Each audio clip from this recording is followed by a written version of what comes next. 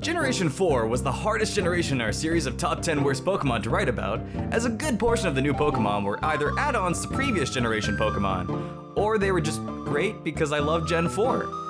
I could just be blinded by the nostalgia, but nevertheless, I managed to muster up what I think are the 10 worst Generation 4 Pokemon. Usually this series doesn't have any legendary Pokemon in it, as we already have a top 10 worst legendary Pokemon. However, this list will feature one.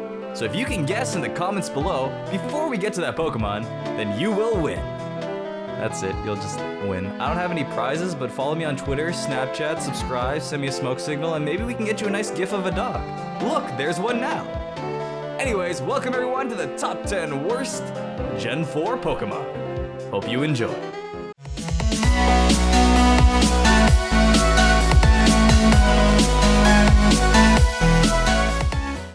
Number 10, Tangra. Tangra was a Pokemon that always felt as though it could evolve into something. Anything. Just not Tangra. I mean, it makes sense. A ball of noodles turns into a ravine of pasta, and that's, I guess, the theory of evolution at work, so you can't really argue with nature. But it just pales in comparison when you have Silly String going up against other previous generation evolutions like Gallade, Yanmega, or even Frostlass. This is the type of Pokemon that might have to sit at a different lunch table with guys like Licky Licky and Probopass. Number 9, Purugly.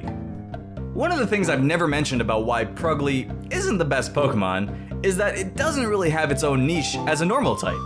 I love when Pokemon have their own signature anything to simply set them aside from one another. However, I think it's specifically important for normal types, as otherwise they get a little plain.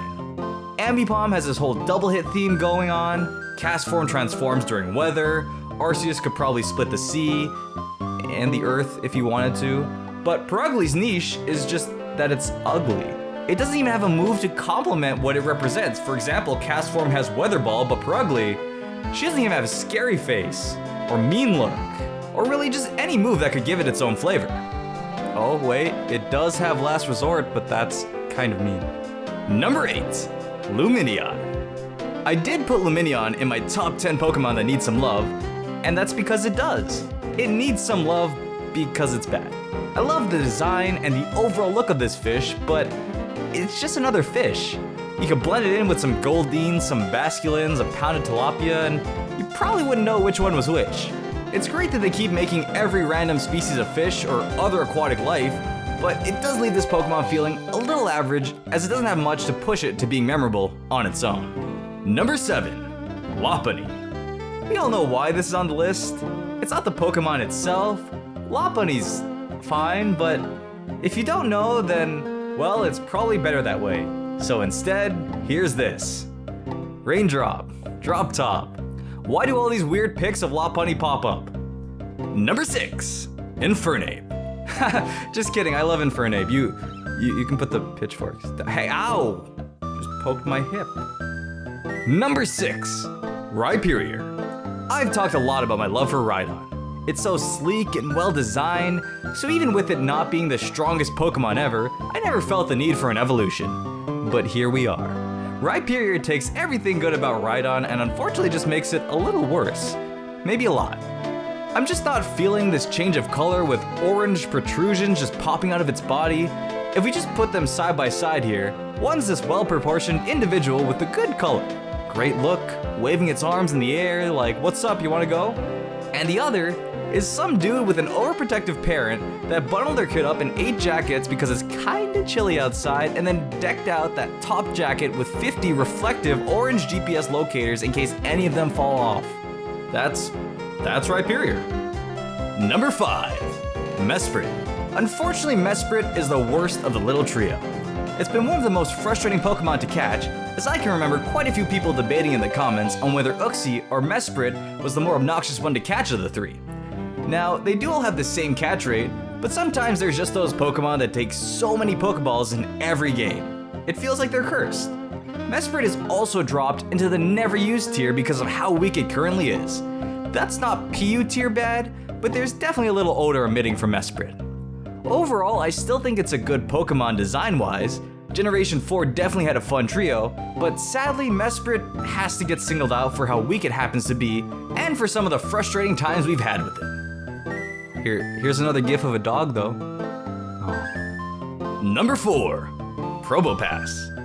Probopass is the mustachioed man no one ever asked for. And if I had to give Probopass a rating, it'd be the same as the placement on this list. 4 out of 10. Number 3, Burmy.